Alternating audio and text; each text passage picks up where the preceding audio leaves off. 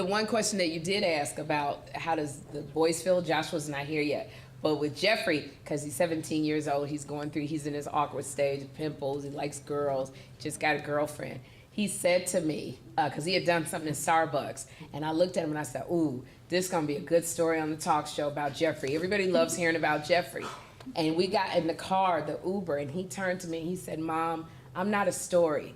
I don't want you to talk about me anymore. I don't want you to show my picture. And everything he said, I was like,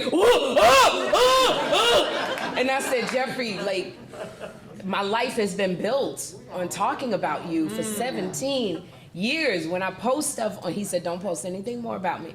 I said, when I post stuff, we're like Lucy and Ricky. And he said, I'm not a story. Because one of his teachers said, your mom makes everything a story, and he didn't like it. He said, I don't want you to talk about... I need you to go back and talk to that teacher. I know. But when I talked to her, I talked to Wanda Sykes, her kids are teenagers. I talked to Garcelle Beauvais, her kids are teenagers. They go through the stage, because they don't want everybody knowing. Because people go up to Jeffrey and they say, Jeffrey, you got a girlfriend? And I don't realize, for me, it's a joke. I didn't realize that people, because I flash his picture all the time, that people come and they just say, I'm used to it. And then my family said, well, Sherri, you asked for this. Jeffrey did not. And I said, well, then why God give them to me? That's material. And I tell you, it really, I went in my room and I cried. I still get emotional because I love sharing about this boy of mine.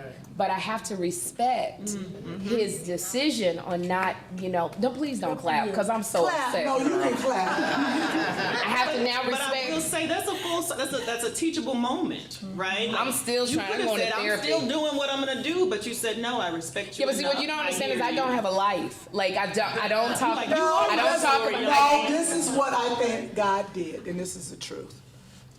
You're so used to talking about Jeffrey. Yeah. It's easy. Yes. You're at a new level, and now he has to give you a new challenge. I said that to you yesterday. No, you didn't. This is my baby. Those are words God gave me to give to her. You don't get me turning God's words on you back on me.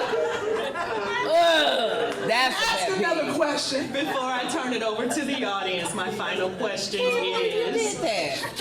Man, this is hilarious.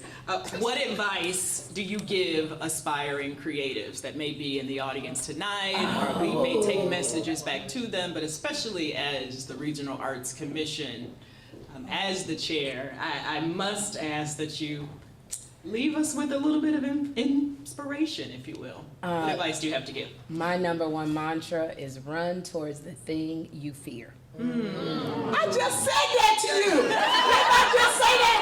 Didn't I just say that? She gonna turn around and go, this is her mantra now. You said it to me because I told it to you. Whatever. I do. I think that thing, you got to sit down and go, what's that thing in the pit of my stomach that I put on the shelf with the fine china? Because there's always that voice that will say you're not good enough. Who do you think you are?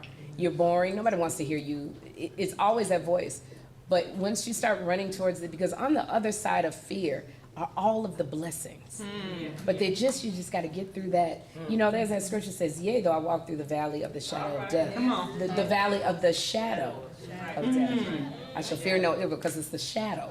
And so on the other side is where everything happens for you, if you can just get past the false evidence appearing real. And when you get over on that side, and when you start saying, you got to say to yourself, that's why I love Good Morning Gorgeous. Mary J. Blige kept saying, you have to stand in that mirror and look at yourself and go, I love who is looking back at me. Because you will always have those voices that say you're not enough. And you have to say, I am enough. What I bring is enough. And on that other side, the world will open up for you. You know what kills me? That's what? Before you did your 100th episode of your talk show, you didn't have all these quotes and things. You've been practicing for, no. Yeah, well, I've been practicing for 18 years. But you got this. 18 years. You've been doing no, because you ain't never put it all together like that. You had like little bits and pieces, and now you done did the show for 100 times. And that was really good. It's been 18 years, and that's another thing. Just because you have a dream, just because it's a no, it may mean not right now. Two funny mamas.